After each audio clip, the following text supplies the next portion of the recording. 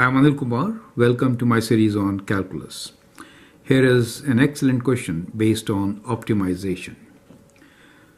The sum of the surface areas of rectangular parallelepiped with sides x, 2x and x over 3 and a sphere is given to be a constant.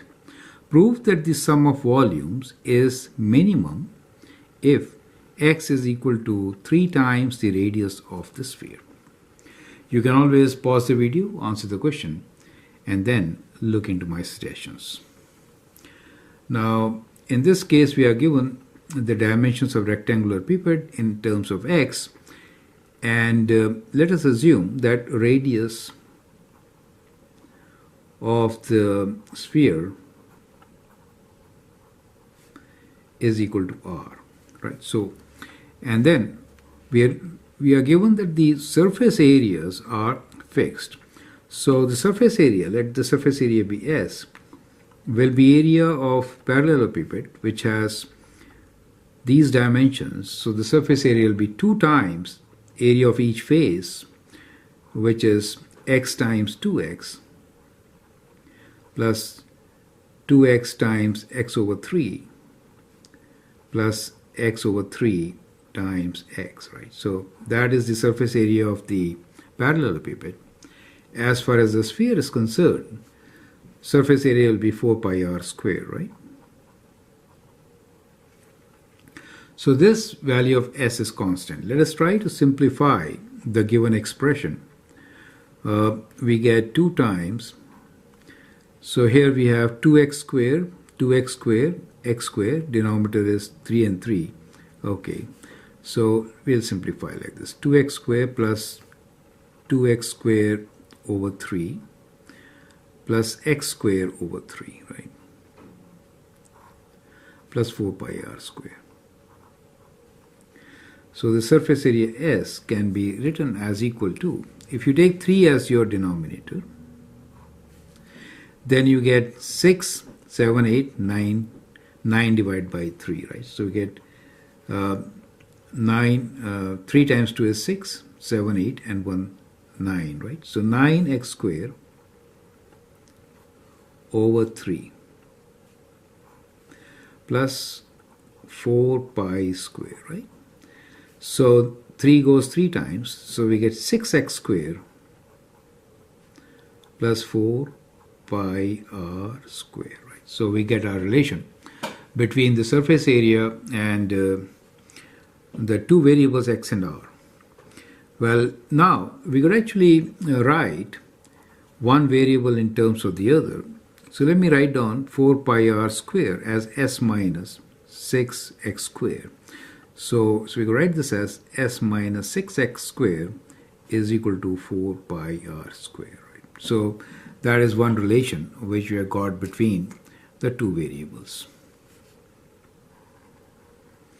Now, since we are working in single variable, we need an equation in single variable. That's the whole idea, right? Now, let's look into volume. Volume will be how much? Volume for the sphere will be 4 by 3 pi r cube, right? As far as the parallelepiped is concerned, you need to multiply all the 3 sides. So you get x times 2x times x over 3. So the volume expression will be 4 by 3 pi r cube plus, so this cube becomes 2x cube over 3, right? So 2 over 3x cube. So that becomes the relation. And in this particular expression, we can 4 pi r, okay, so we have r, okay, so we may have to write what r is in terms, so we get a radical value. Okay, let's convert, write r from here as s minus 6 x square over 4 pi square root, correct? So we'll change the value.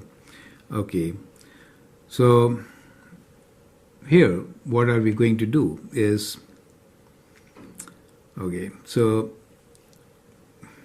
let me do it like this. We'll write here volume, and in this case I'll write down what R is. Okay.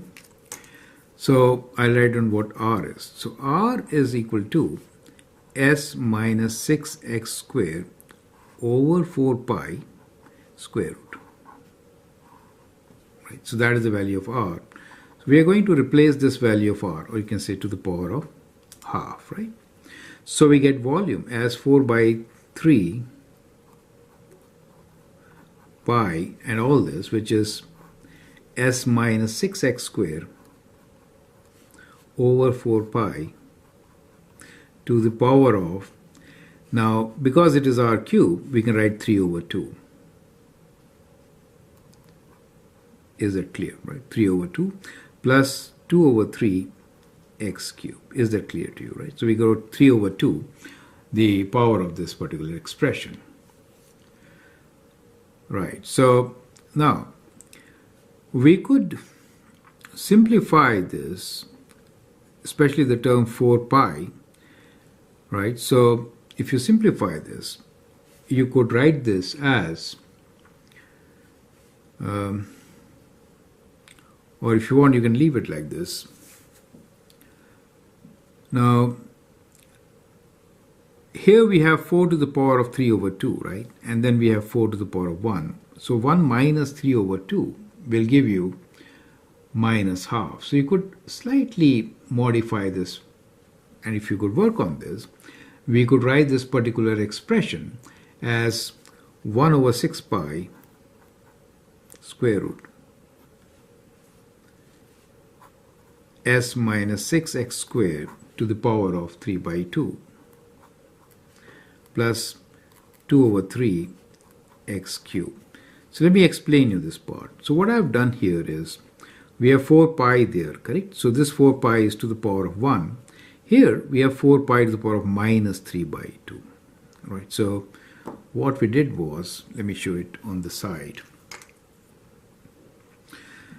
So we got 4 pi by 3 here. And here we have, so we get 4 to the power of 1 minus 3 by 2, right? So that gives you 2 minus 3 as 4 to the power of minus half. Do you see that? 4 to the power of minus half. So that gives you 1 over 2. So this 1 over 2 times 3 is 6.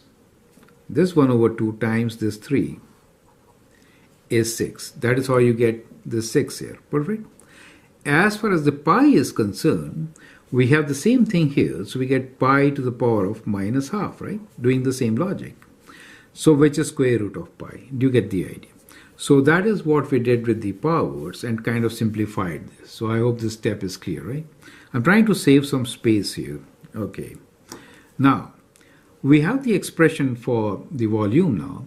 We can differentiate this with respect to x, since there is only one variable, x here. So if I do derivative of volume with respect to x, what do I get?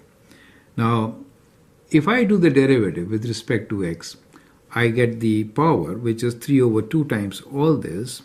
Let's rewrite.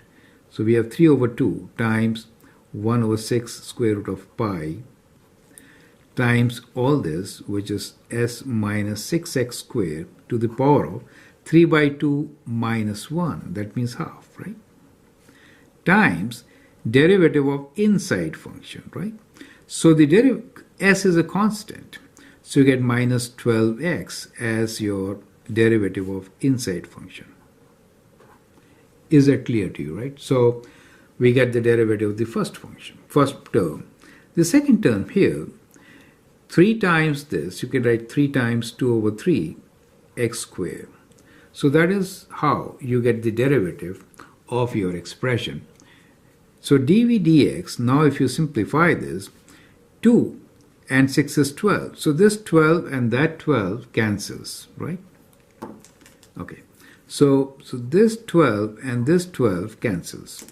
So you're left with 3 with a negative sign and square root pi in the denominator. Is that clear to you? And x there, right? So we get negative 3 over square root of pi. Perfect. And this term, which is s minus 6x squared to the power of half times x. Is that clear to you, right? Here 3 and 3 cancel, so you get 2x squared. Perfect. So that becomes the derivative, and now we can simplify this a bit more. What could we do?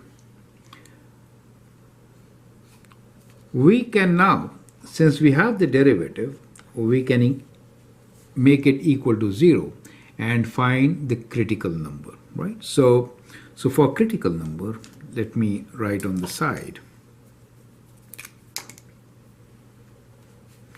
So for critical number, dv dx should be equal to 0, right? So we'll equate this part now to 0 and find the critical number on the next page, okay?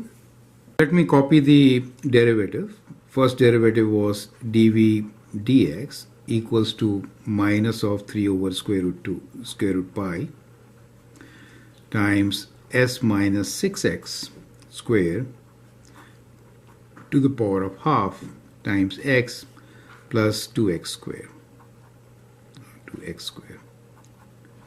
right? And we also learned that s minus 6x square is actually equal to 4 pi r square, right? That actually helps us to reduce or simplify the formula to a large extent. Equate it to 0 to find the critical number. So dv dx equals to 0 gives us that all this should be equal to 0, which is minus 3 over square root of pi s minus 6x squared to the power of half times x plus 2x squared, right? Or bringing it to the left side, we get 3 over pi s minus 6x squared square root times x equals to 2x squared. Now, one of the solution could be x equals to 0. However, x cannot be 0, right? So we can simplify since we know that x is not equal to 0. Since otherwise, the surface area will be 0, right? Now, to solve this further, we can actually make a substitution. And what we will do here is we'll replace s minus 6x squared with 4 pi r square, and we'll find a relation between x and r. So what we get here, this is square root of pi, right? So we get 3 over square root of pi. S minus 6x squared is 4 pi r square to the power of half equals to 2x. So you can actually write this as square root of 4 is 2, then we get square root of pi, and this becomes r equals to 2x. Now from here you can simplify it further. Pi and pi cancels, 2 and 2 cancel. So what are you left with? You are left with 3r equals to x, right? Since this 2 and 2 also cancels. So we are left with 3r equals to x. So we have got the critical number which we were expecting, that is the x is equals to 3 times the radius of the sphere. Right. Now we need to analyze whether this is really a minimum or not. So for that we will have to find the second derivative. But when I write 3r equals to x, think like this, r is equals to x over 3, right? So either way you could write. Now we need to find the second derivative, that is d2v over dx squared, and if it is 0 greater than 0, then it implies minimum, right? So at present we do have a critical number, but we are not sure whether it will give you a minimum or a maximum. So now let us find the second derivative of our function. So the function here is dv dx equals to minus 3 over square root of pi s minus 6x squared to the power of half times x plus 2x squared. Taking the second derivative, what do we get? Well, here we have minus 3 over square root pi as a constant. We're trying to take derivative of this. So half times s minus 6x squared to the power of minus half times the derivative of inside function, which is 12x with a negative sign, right? So this becomes negative 12x, right, times x plus, now we'll take derivative of x, so we get this term as such, which is minus 3 over square root of pi s minus 6x square to the power of half, and derivative of 2x square will be 4x. So that is what we get as our derivative. Now we can combine the like terms and simplify. So if you look at the first part of it, minus and minus becomes plus. Now we could divide 12 by 2, gets us 6. So we get minus and minus is plus. So we get 18, right, on the top. Let me use a different pen here now. So here we get plus 18. Now this to the power of minus half means I could write it in the denominator, right? Here we have x times x, which is x square, and in the denominator we have s minus 6x square square root, and here we have square root of pi, right? Now the second term is all this, which gives you minus 3 over square root of pi and 6 minus 6x square. Let me replace 6 minus 6x square by 4 pi r square. That will simplify this portion, right? So we're replacing this with 4 pi r square, right, to the power of half. Well, this is plus 4x. Plus 4x. This is what we get. Now, we'll actually replace this also with 4 pi r square. So let's do it at both the places. So in this particular case, we get 18x squared over square root of pi, and here we get 4 pi r square square root.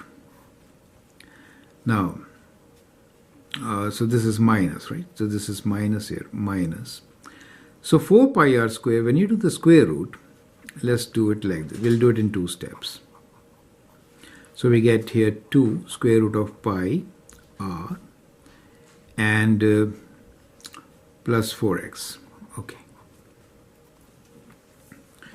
So this, when simplified, we get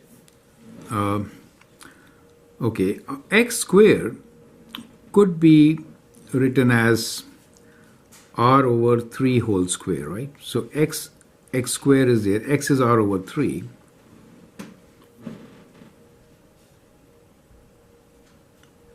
So what we get here is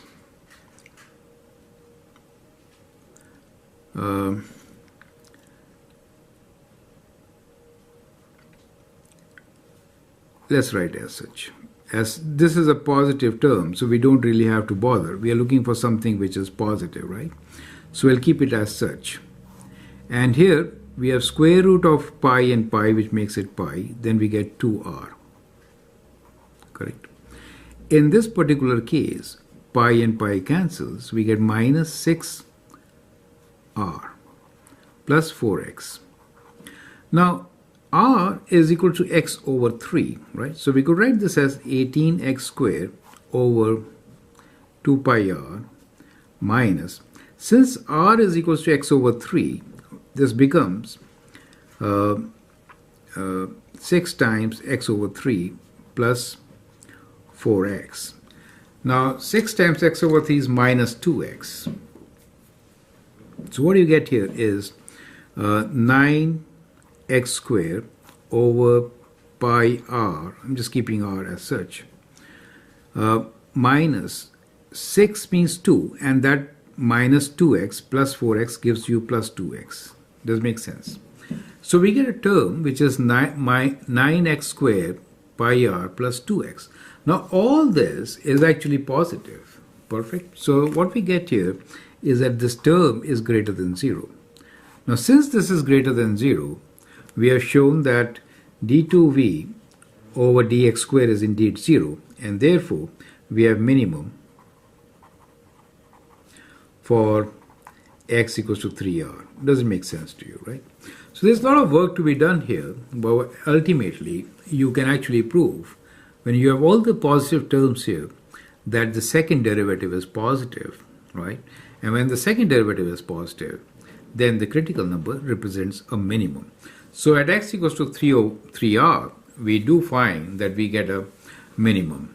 So I hope that helps you to explain the whole concept.